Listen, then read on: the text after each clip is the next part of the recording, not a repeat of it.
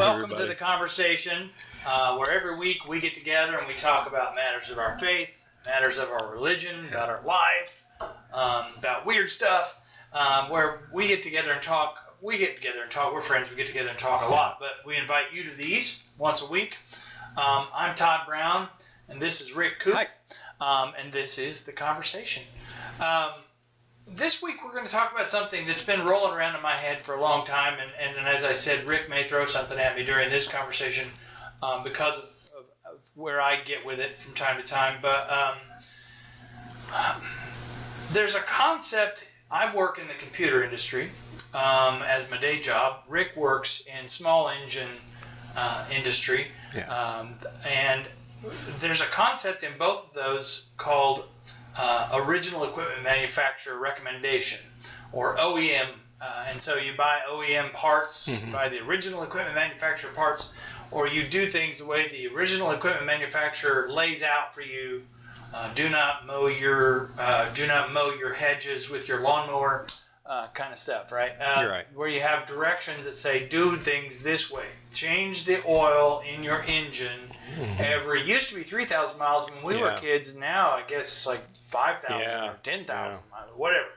But whatever the original equipment manufacturer says to do. And what for me, what drove this home for me was the idea that you can do whatever you want to do with your small engine device. So you can take your lawnmower, you can take your little riding mower, and we've all seen it on YouTube. Somebody puts a 350 small block in that bad boy, and they got headers and pipes running out the side, running up ahead of it, and it shoots flame. And they put a wheelie bar on it, and they pull things with it like a tractor pull, right? Yeah. They can get their yard mowed in 15 minutes, 2 acres. You can do that if you want to, but about the time you pull out the original equipment manufacturer's engine and you stick that 350 small block in that mower, warranty's gone. You avoid the warranty. Yeah. The wheels might fall off. Yeah. Because what you've done is, it's fine. It's your mower. Do your thing. Yeah. But the original equipment manufacturers plan for that piece of equipment, that computer. You can overclock the processor. I'll talk to my computer geek friends. You can overclock the processor and get that bad boy flying. And you can put, they have them now for gaming, water-cooled PCs so that you can keep that processor from exploding when you overclock it, right? So you just overclock it, so you just get 3 times the speed out of that processor. That's fine. It's fine. But the manufacturer of that processor is not going to warranty that. Yeah. And when your stuff gets sideways, it's not their fault. It's fine. It's your computer. Do what you want to do with it. It's your thing. Paul put it this way. What got me rolling is... Before you do that, I read something. Eventually, where this is going to lead, we'll get to. Sure, but what it's the this premise. has got to. What's the premise? I read something this week about the difference between, and Todd, I'm not well versed in your area, but it has to do with memory. Yeah. And there's a thing, quantum memory. Quantum computing. And versus it says something like on off. There's a 2 function, and then there's a quantum function. What right, binary. Yeah. Versus quantum. Right, and that binary is off on. Right. And quantum, there's gradations. Multiple. Yeah. All the variants. Binary is what most people have in their home PC, stuff like that. Usually. Most work PCs are binary, but that scientists and major industries use quantum. Not yet. Okay, that's what it was It's talking coming. about, and I thought, in my mind, I was thinking, okay, so man is is binary. Yeah. We're either on or we're off. Yeah. We're either on with an idea or off with an idea. We're either on physically, off physically. We're either on point with God's plan or we're off point with God's plan.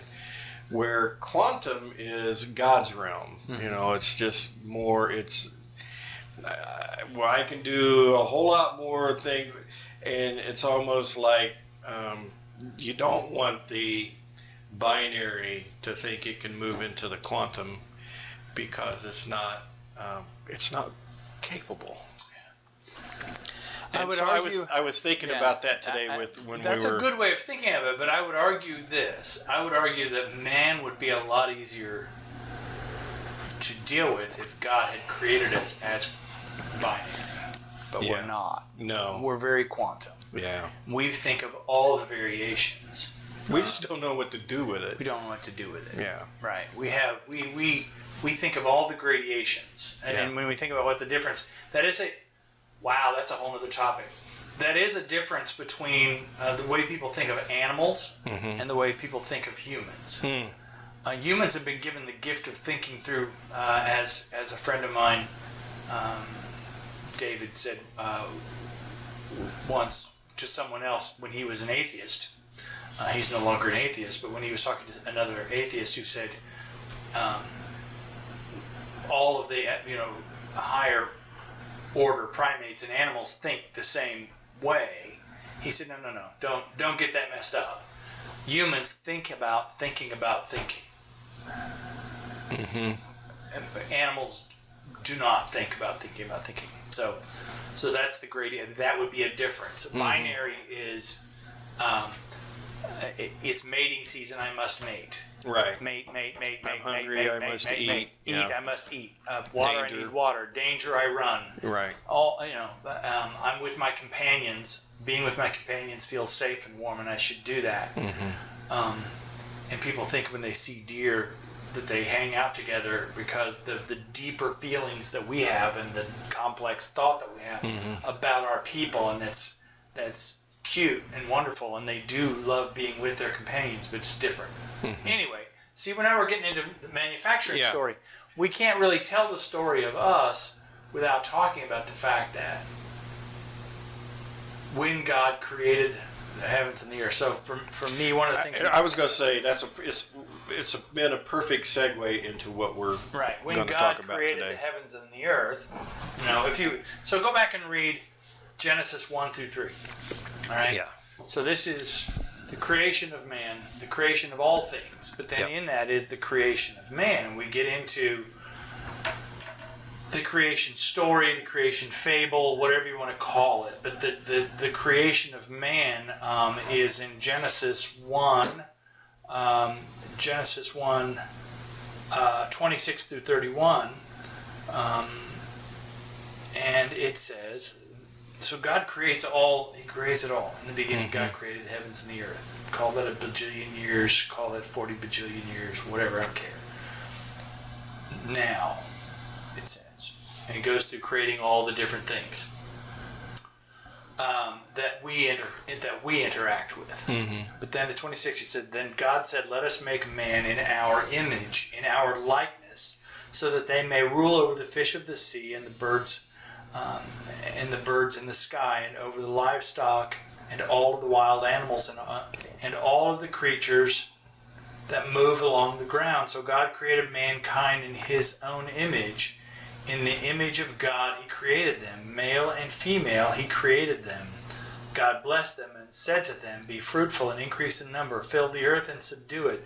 Rule over the fish of the sea and the birds of the sky, and over every living creature that moves on the ground. Then God said, I give you every seed-bearing plant on the face of the whole earth, and every tree that has fruit with seed in it. They will be yours for food, and to all the beasts of the earth, and all the birds of the sky, and all the creatures that move along the ground, everything that has breath of life in it, I give every green plant for food. And it was so.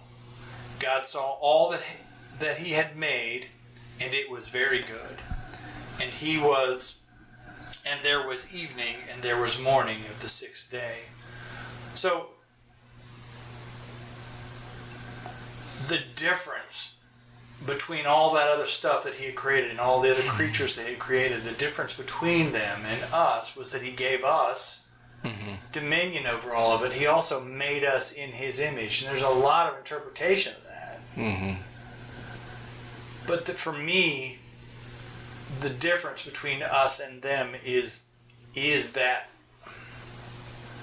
now you brought it up, now I can't stop thinking of it, that quantum computing, that ability to see all the gradations, the ability to rule over those other things, the ability to use complex thought and to use complex reasoning and gradations of reality to make things happen.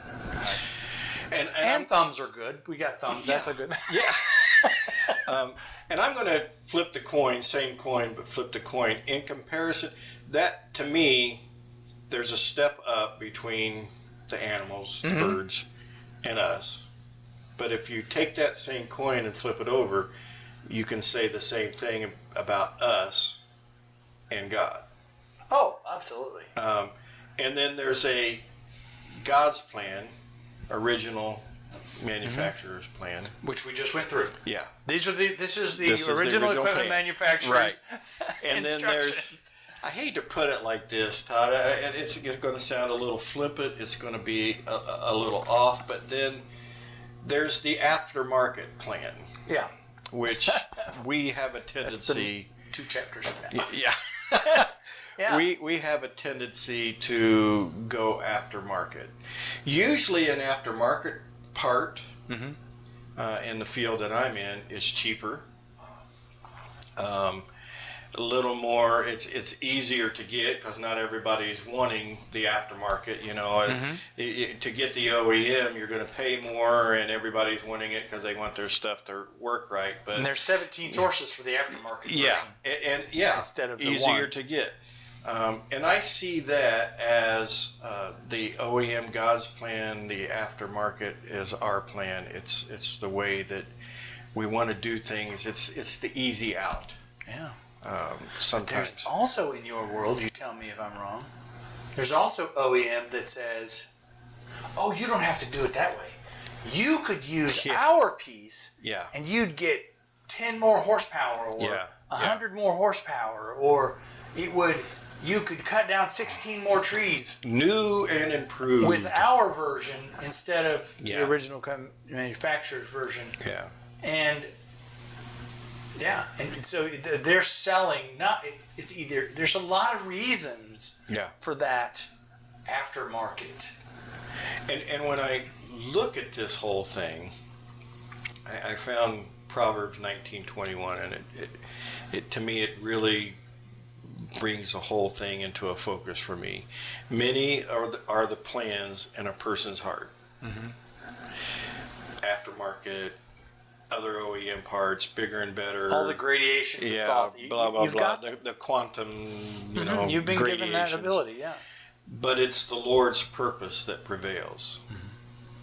Oh. Yeah. And so that, to me, it's meaning that we can, in the ultimate scheme of things, what started with what you read there, the original equipment manufacturer, what started there is going to come about. We just may try to throw other pieces in there. People have a lot of ideas about what they want to do with their lives. They don't always, we just the other day have a podcast coming up where a young woman said that she felt a call into ministry. So she's suddenly realizing it's not my plan, it's his plan. And I'm just kind of, I really appreciated what she said when she said, I'm just kind of waiting to see what's next now. She's waiting for the Lord to let her know it's not her plans. So sometimes we even believe we know better than God about what we need to do. And that kind of gets a little scary. Yeah. So, one of the things that got me rolling down this road was a comment by Paul, the Apostle Paul, talking to the church at Corinth. And the church at Corinth was really kind of, I think you could almost argue the church at Corinth was one of the original, but we're going to try it this way groups. And Paul had taught them what the right way was, and then he gets frustrated. He's like, come on. Yeah. Why are you climbing back in that pit? Come on out. But one of the things that he said that made me think of this was, and he says this like 4 different times in different letters with different people. But here's what he says in 1 Corinthians 6:12. He says, I have the right to do anything. You say, but not everything is beneficial. I have the right to do anything, but not everything, I have the right to do everything, but I will not be mastered by anything. So he says the same thing essentially in 8. So let's go forward to 8. At 8:13, he says, therefore, if what I eat causes my brother or sister to fall into sin, I will never eat meat again, so I will not cause them to fall. So all that what he's talking about is, because we are made in the image of God, because we have all this ability, because God gave us the whole thing, He creates the planet, water, land, plants, animals, just the right distance from the sun, a moon to create the tides, all the stuff that we need is all here. It's all in the package. The original equipment. Here, go, do that thing. Yeah. And He puts us in charge of it, and we can do whatever we want to do. That's fine. But it doesn't mean that everything is beneficial to us. So he hits it from two angles. The first angle being, and we'll talk about this, I think we can talk about it from a couple of angles. One is, you can do whatever you want, but not everything's beneficial. You can take that mower and you can slap a 350 small block in it and make it shoot flames. You can set your mower up. Have you have a riding mower? Okay. Have you noticed that in most riding mowers, there's a sweet spot where you're actually mowing grass? But you can put that bad boy in high and go really fast. But the grass doesn't get cut. No, right? not as well. So, like, you can do what you want to do. You can overclock your processor, but when your processor blows up, that's not the manufacturer's fault. That's what you did. There's ramifications to the things that you do. Yeah. And we consequences and what was it? Oh, how did it? I'll have to come up with it. It's a line from a movie. Consequences and anyway, go ahead. When we go back, keep going back to Genesis. When we go back to the Genesis story, it says you have all this food to eat, whatever you want. But don't eat from that tree, the tree of the knowledge of good and evil, or you will surely die. That ad in the back of the magazine that says you can overclock your PC. Satan says, he just don't want you to eat that because you'll be as good as him. You'll know everything he knows. Could they eat? Yeah, they could. They could eat from that tree they'd been told not to eat from. But there were consequences. And it's the same. You can eat from all these trees, but not all of them are beneficial. Yeah. That one's going to cause you some pain and some hurt and some grasping of things that you're not ready for. So not everything's beneficial. But then the flip side of that is you can do whatever you want, but sometimes you're going to hurt somebody else when you do that thing. Sometimes when you choose to do that thing, you're able to do it because you can handle it. But are you going to hurt somebody else because you did it? Right? So That's what got me started down the trail. Yeah. No, I hear you. For me, I think God tried to make it simpler. And when I tell you the scripture, that I think he tried to say, look, I see that you're having trouble following these O.E.M guidelines. Let me break this down. So let me break it down for you for two things. And you probably already know what scripture I'm going for, but love me. That's all I'm asking. Mm-hmm. Love me. Love me with your heart, your whole being. And love your neighbor. Mm-hmm. Let's make it like that. Just do these things. Because evidently you've bought so... I'm going to put it like it. You've bought so many aftermarket parts, it doesn't even look like the original plan anymore. Yes. So let's get refocused here and try to get back to where we can manage this computer that's about ready to blow up because you've changed everything so much it doesn't even really look like the original design. Love me means you trust me. It means you believe in me and you have faith in the things that I've put before you. And love your neighbor as yourself. It means you take care of them. You treat them like you want to be treated. You remember that this love is to be unconditional. Mm-hmm. Is that simple enough? Can you do that? No. Almost, yeah, but love the Lord your God with all your heart, with all your mind, and with all your strength. Yeah. And love your neighbor as yourself. Mm-hmm. Just these two things. Yeah. Just those two things. Just that. That is a bloomin' onion, baby. Yeah. That is many layers, because then what you're asking, what you're saying... Who makes it the layers? No, I'm going to argue that it is layers because when Jesus says that, he also follows it with all of the law and the prophets. Well, are in these. Mm-hmm. So what he's saying is, so let's take those two rules. Yeah. So I want to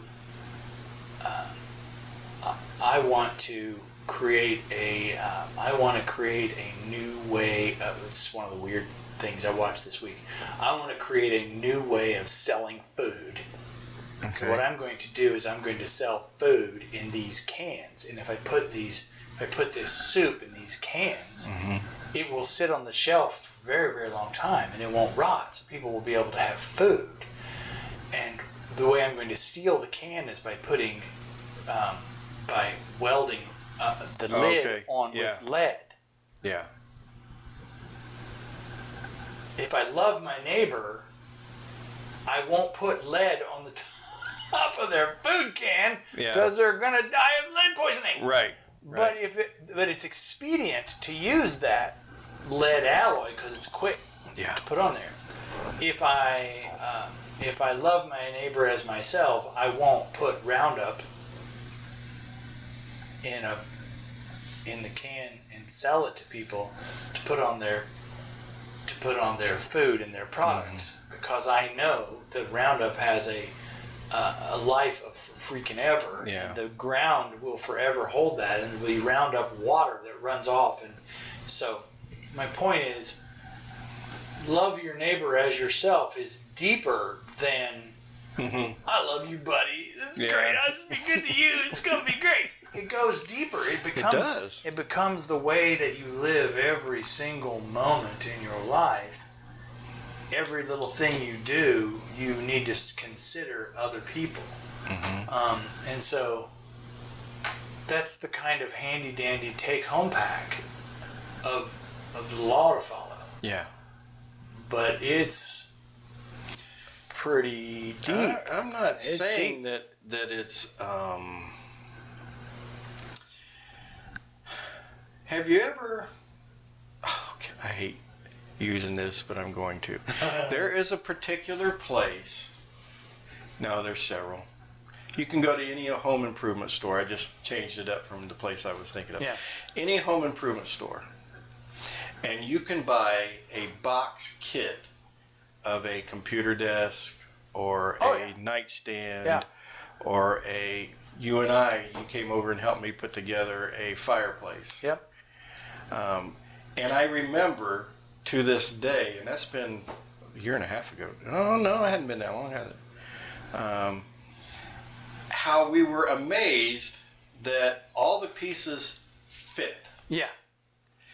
And really, we only had to use a couple of screwdrivers, and because how many times have you went and bought one of those kits, and either hole's not cut, it's not cut right, the piece is missing, something's, and you're going through and man, there should be 3 of those, and there's only 2.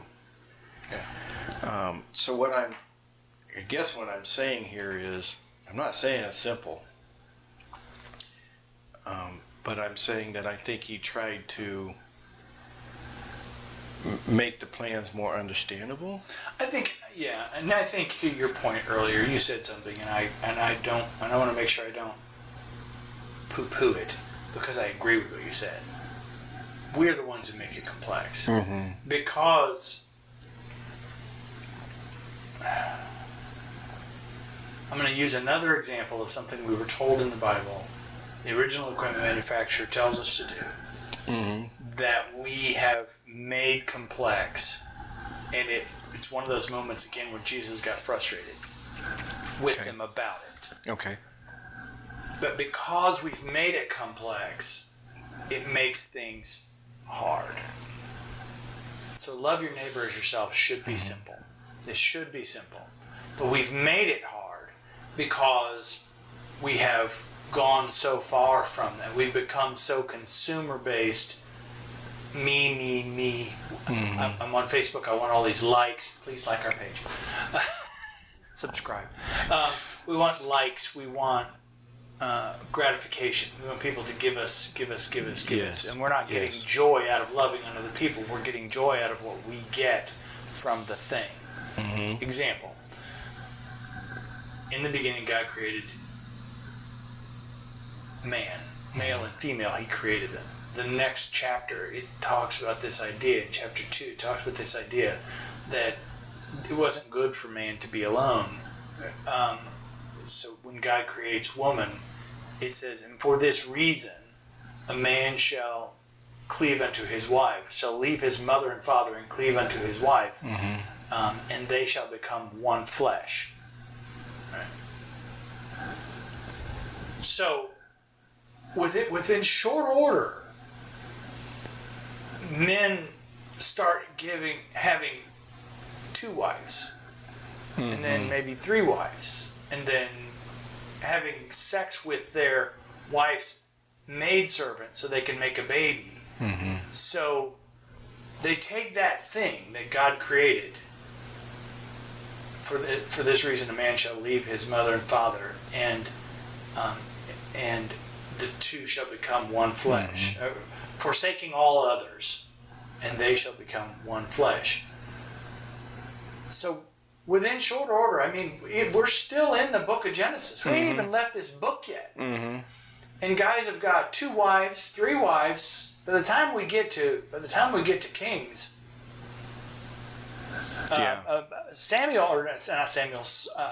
Solomon has got concubines, 700 wives and 300 concubines, because you'd like this nice round number of 1,000 apparently. And marriage has become this whole other thing. It isn't about what God had in mind, that these 2 people would be the image of God, as in flesh becoming one thing united together. It becomes a different thing. Yeah. And so later, Jesus gets cornered by a bunch of Pharisees and the teachers of the law, and they say, well, hey, what about divorce? Shouldn't we be able to get divorced? And if you are divorced, I'm not on here to tell you you suck, all right? Just listen to what I have to the whole concept. And Jesus says, they said, well, Moses told us we could just give our wife a document of divorce, and we could do that. And Jesus doesn't tell them, no, you can't. He says, don't you know don't you understand what the original plan was? Moses let you do that because your hearts were hard. Yeah. So in other words, you can do what you want to do. But he points them back to the original equipment manufacturer's instructions. He says, don't you know what it's for this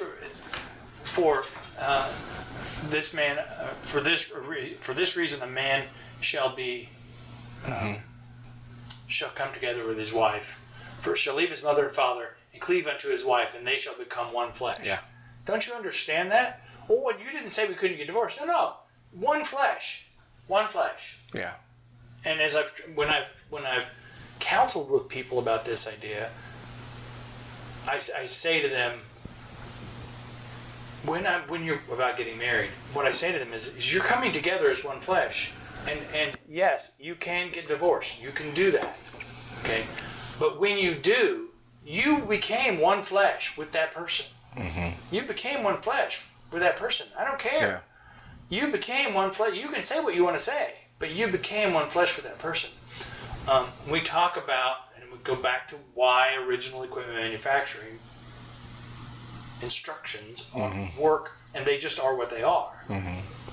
I say it's like you are one flesh with your arm. If you talk to amputees, if they had to cut their arm off below the elbow, they will tell you that their hand still itches. Yeah. No, your hand can't itch. Your hand's in a dumpster somewhere in a landfill. It's gone. Yeah. What do you mean your hand still? No, my hand still itches. I said when you're married to somebody, if you cut them off, that's still going to itch. Yeah.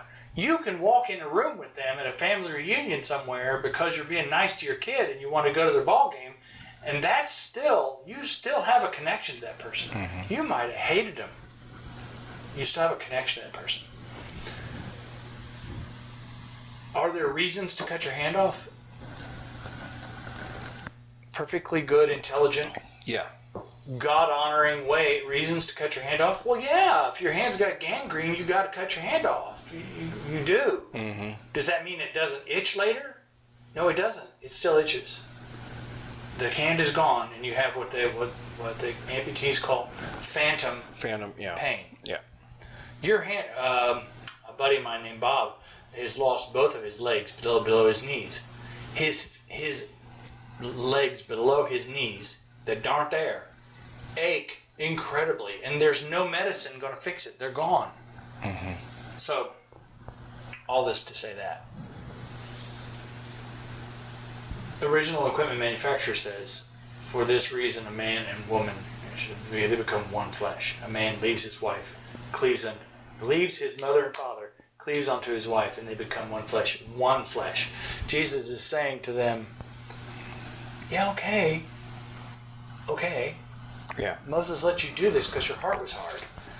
But that's not the original plan. Right. He literally says, that don't you know what the original plan was? Right? There's a line in one of my favorite songs that was sang by the Imperials.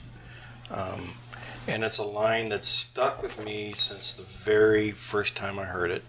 The simplicity of God somehow escapes them. Yeah. And that line, it's been something I've always looked for in my relationship with the Lord. Where am I missing what you're trying to tell me without me adding all kinds of different things to it?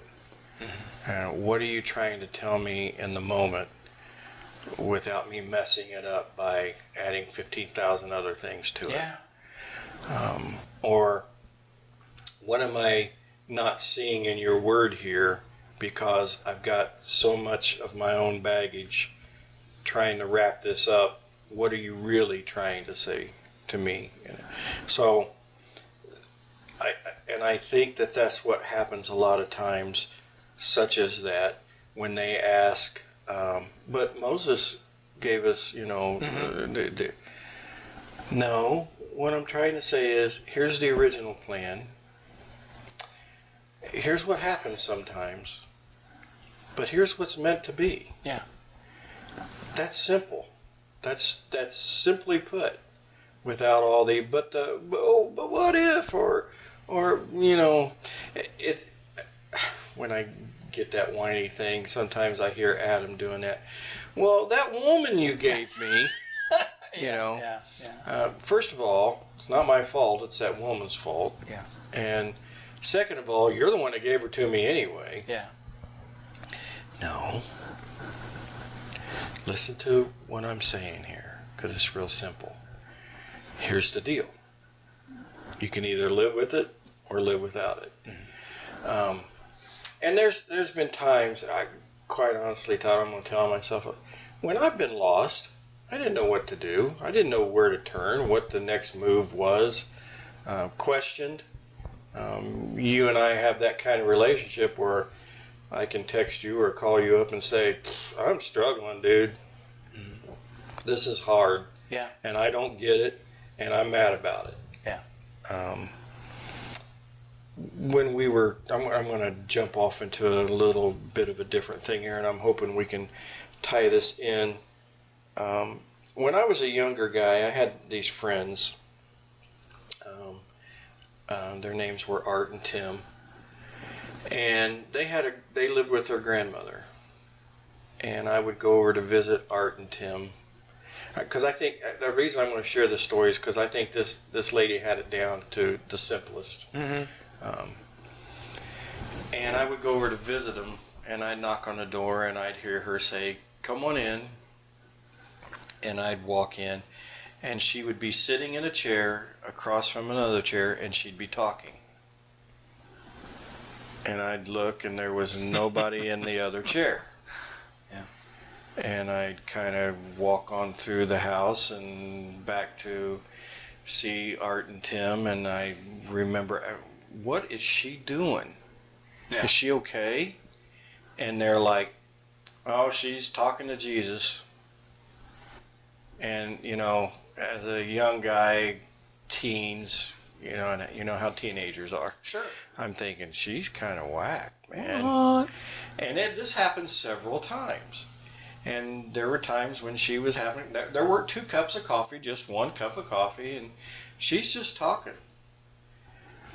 And it wasn't until about 10 years ago that it hit me that she knew where to go. Yeah. She knew who to talk to. Because there were times when she'd say things and then she'd just sit there. Mm-hmm. And no other indications that this lady was, little just... And one time she looked at me and I was looking at her and she said, I'm just talking to the Lord. And I think that she had it. Yeah. I think she knew how to read the manual, the O.E.M. manual. Yeah. And she didn't miss it. To it. Yeah, time and time again. Yeah, yeah. Time and time again. It was. I want to be there. So I'm not there yet, but I want to be there. I want to freak people out. I want to be able to read the. I want to be able to read the O.E.M. and not be so quick to buy aftermarket just to get it done and fixed and over with. So I can move on to the next thing. Yeah. And buy the next aftermarket. Yeah. And I don't know if that makes sense. No. I want to stop tweaking it and learn to be happy with what it is. Yeah. That it's a well-functioning system that keeps moving forward. And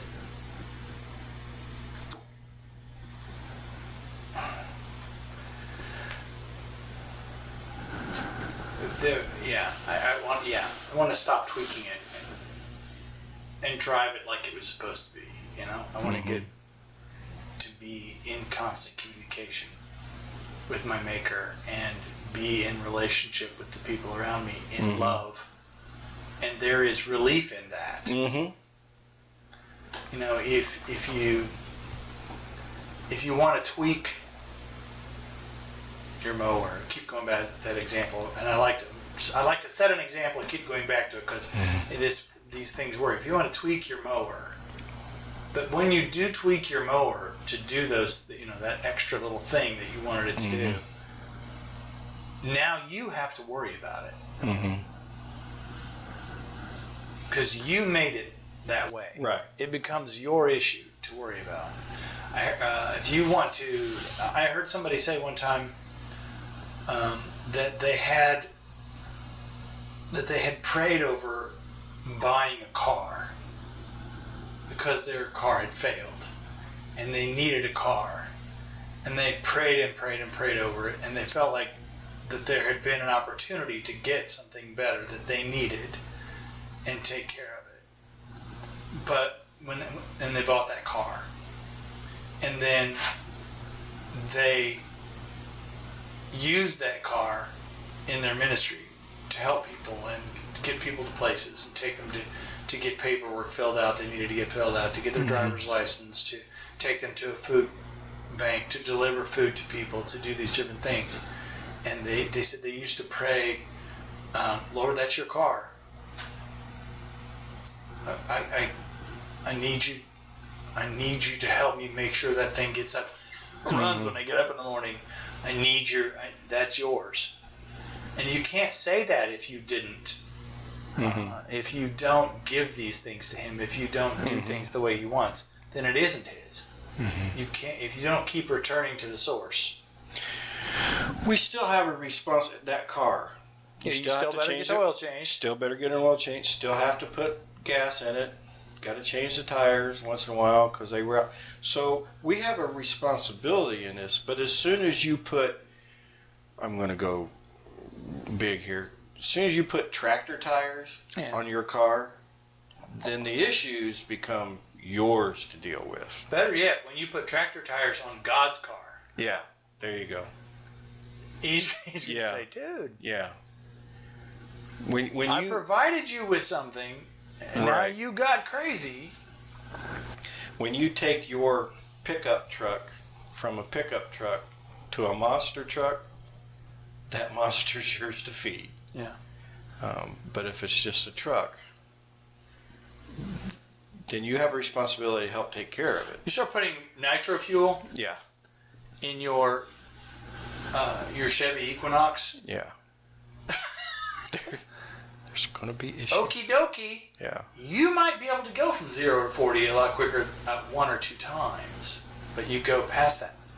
Yeah. What you put in things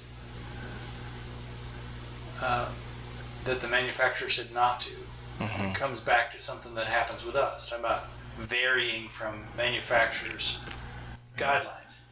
When we if you watch a bunch of hateful, mean people, if you're like watching, if this is your show, I'm sorry, Real Housewives of wherever. I don't care what Real Housewives they are. If you're watching Big Brother, or if you're watching insert reality show where they're mean to each other, if you put that junk in your heart all day long, if you go home from work and you sit down and you watch junk, Yep.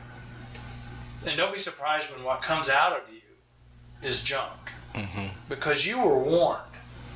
Jesus says, you've heard it said that a man shall not commit adultery, but I tell you, if you lust after another woman, then you've already committed adultery. So what you're putting in you is what's going to come out of you. So you go home and watch junk, then junk is what's going to come out of you. Yeah. If you aren't feeding your heart, if you're not feeding your heart the word, if you're watching this, then you probably found it in e-gathering. We also have in the e-gathering the Connections Bible study that John and Melinda do for you every Monday, Tuesday, Wednesday, Thursday, Friday, and then on Sunday we do it together as a group. If you're putting the Word of God in your heart, then that's what's going to come out of you. What happens is, I'm going to use another business term. When you start putting in aftermarket or you start putting in junk, the O.E.M. will tell you if you don't use our parts, you void the warranty. And if you start putting in junk and things like that, then you are at risk of voiding the warranty. Yeah. As long as you realize that, you do that, you're going to do that, then that's the thing. I look at the words of Jesus now. It's a completely different setting and everything, but it makes sense to me here. Father, if you're willing, take this cup from me. Yet, and these are the words that strike for me here. Yet not my will, but your will be done. Mm-hmm. Now, that's a whole situation there, him getting ready to go to the cross, but in a very real sense to me, if you're not going to follow the O.E.M, then there's a risk. Mm-hmm. Yeah. But if you're going to follow the O.E.M, then there's a plan, and the final outcome, as you and I have talked about before too, when you first started reading this, you read the original O.E.M. Eventually, that purpose, that will, that thing, in the end, is going to get done. Yeah. Well, yeah, God's stuff's going to get done. God's stuff will get done. You might mess up your end result, but you're not going to mess up his end result. Right. And the toughie is you might mess up the end result for you. Yeah. What he wanted for you. Yeah. But he gave you free agency. Yeah. He gave you agency over your life, free will, to make whatever change you wanted to make. Yeah. You can do your thing. But what he had in mind for you may not come to be. Yeah. But the greater thing is going to happen. There's nothing you can't stop that. And to me, this is where Jesus is saying, look, I know what this is going to lead to me for me physically, but I also know what the greater plan is. So I'm giving myself over to your will. That's a lot. Yeah, it is. It is a lot. It's easy, and frankly, it's pretty easy for you and me living in the United States. Yeah. Yes. In Muncie, Indiana, with good food to eat and a good job, and all you have to do is go to work every day, get your job done, take care of your stuff, and you're going to be good. Yeah. There are places where that's not the case. Right. There's places where if you confess your belief in Jesus Christ, it might get your head cut off. Yep. It might get you starved to death. It might get you, pretty easy. Yeah. It's pretty easy to follow the original equipment manufacturer directions here. Yeah. But there are very real consequences. One that jumps to my mind is that there are physical effects of not following what Jesus says. There are things that will cause you harm.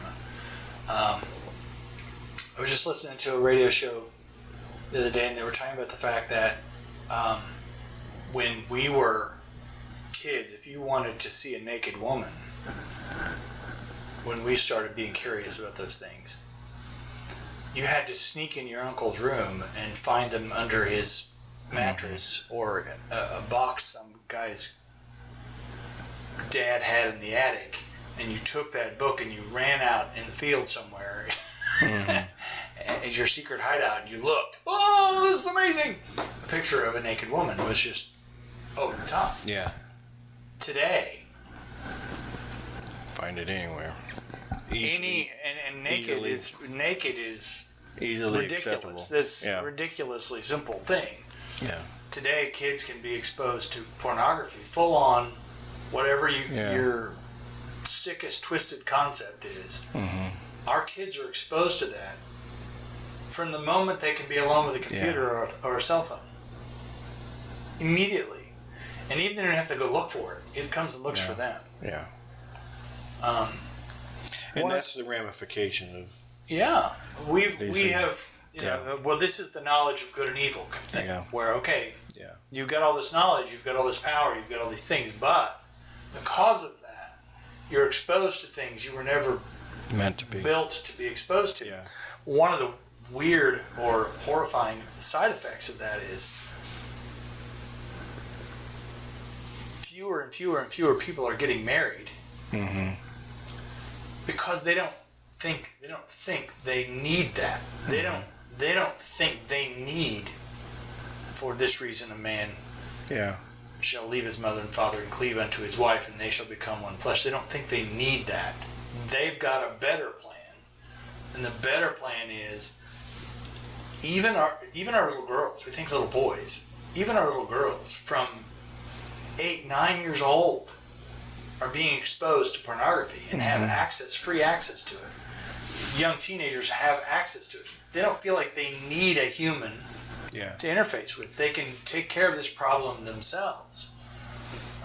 We've broken it. We've broken sexuality so much that you don't need that anymore. But this a weird one of the things, a horrifying side effect is they're finding that many of our young men who are so exposed to the extreme outer ranges of what sexuality is about by watching so much pornography, many of them are incapable of performing the deed of having sex with a real person because their bodies won't perform as ED, and I'll leave it at that, because they have gone so far from the original equipment manufacturers' guidelines of this, but that they've broken it.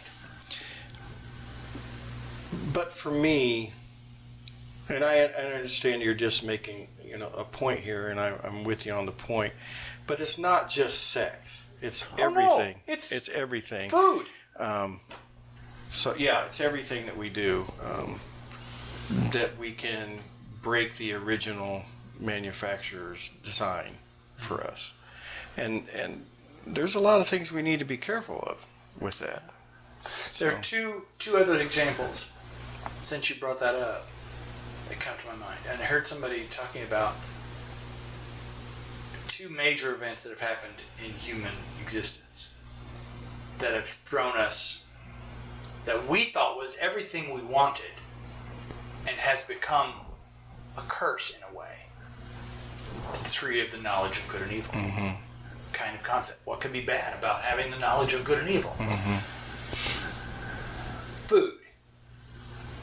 The idea that people in first world, second world countries can have food, as much food as they want, was a dream of mankind up until 150 years ago. Just the idea of having 3 meals a day was a pipe dream for almost the whole world. This was not a thing.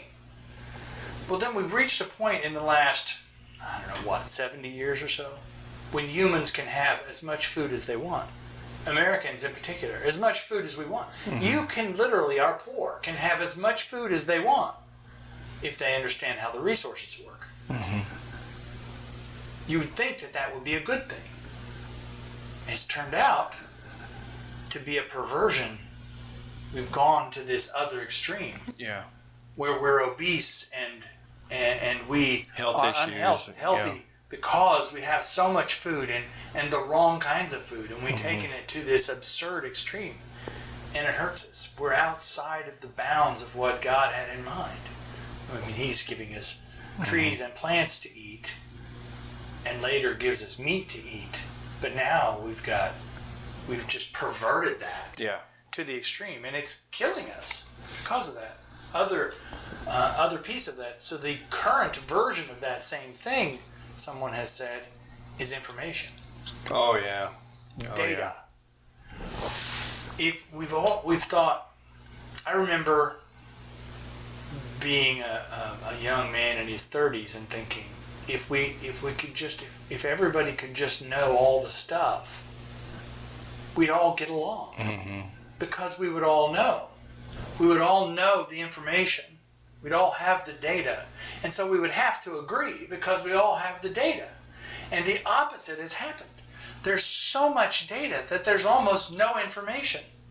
And I can argue with you intelligently. I can argue with you low carb, high protein and fat. I can argue with you all high carb, low fat.